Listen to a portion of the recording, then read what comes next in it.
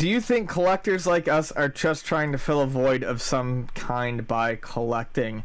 I love these psychology questions, and I'm going too. to come out and say, of course. It's like anything else that you do that you enjoy. You do it because you like it, but sometimes you are fulfilling some sort of need that's not being fulfilled.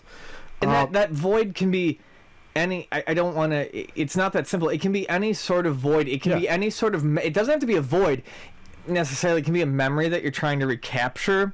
For me, video game collecting isn't my big thing like it is for you.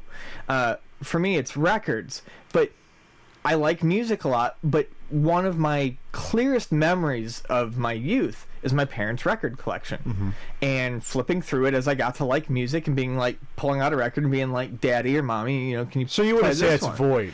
I think void here has a negative connotation. Right. I think like something you're missing in your life. I think collectors are definitely searching for something, but it's not necessarily a negative thing. It's not like there's no love in their life or no social interaction. Well, I think it could be. It can depends be. on the person. And it depends on how badly it gets. I'm just saying it's not always that negative.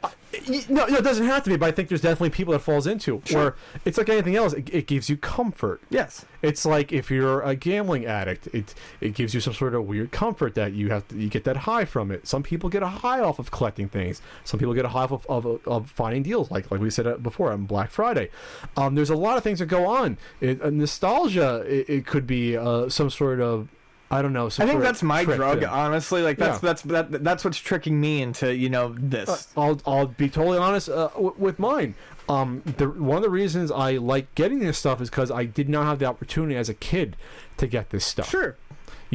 So as a kid, I was middle class. I wasn't deprived of I'm not going to say I was deprived of stuff. We had food to eat. We had a house. 2-car family. We had cable. But I was not given a lot of things that I wanted. Like throughout the year, it's not like I asked my parents, "I want that game." Okay, Pat, we'll buy it. Sure. Never happened. No. It was the sort of thing where I had to plead for stuff. I had to say, "Oh, please get me this," or your birthday's coming up in a few months. Maybe I'll get it for you then. It was sort of like, again, it doesn't like I was destitute, but like. Now I can get what I wanted to that I couldn't as a child. So that is sort of like that sort of void in terms of that childhood sort of memories of I never had those things that I truly wanted. Now I can get those. And is that healthy? Yes or no. It depends on how you look at it. Do I really need to have all these games again? Absolutely not. I don't need to have these games. Absolutely not. Right. It's insane. Yeah. I don't need the music library that I have, but am I happy with it? And is it ruining my life? No. And also to kind of touch on what you said, when I was growing up, it wasn't always that way later on, but we were pretty poor when I was growing up, living in an apartment and scraping to make ends meet. But we had the Nintendo, and my parents would buy like a game or two a year, and that's what we played. Sure. And when I did collect Nintendo games, it was for the exact same reason you did. It was because I could now take the money that I made from my job, and I could go to the flea market, and I could pick up all these games that my parents and I had rented and had fun with, but I never got to own on my own. Yeah. So exactly. I agree with you. I only owned. They're actually all starting from almost the left going on for the most part. There's some pieces in there. I only owned about 14 NES games, maybe 15. And I had the system, and I played the system from Christmas of '87 until I'd say Super Nintendo, so Christmas '91. So 5 full years. I only averaged two to three new games a year. That's it. Right. 1 or 2 for Christmas.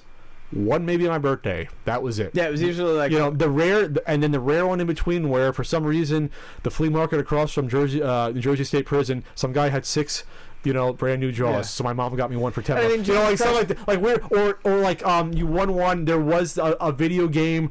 There was that stand at Seaside Heights in New Jersey, Jersey Shore. There was a stand that you could win video games. It was like the most popular one, and I think one time I won one.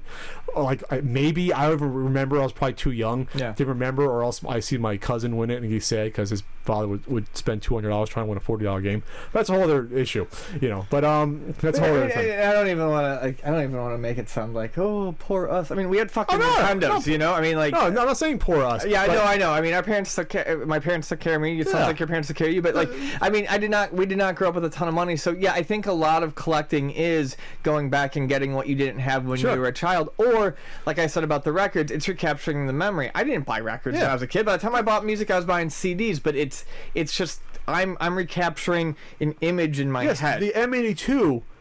The jewel of my collection is just literally a vivid image in my head. Right. And a vivid experience of me going into Kitty City in Edison, New Jersey on Route 1, walking up to this magical stand and seeing the video games. Fuck you, Toys R Us. Kitty City had them on the pegs.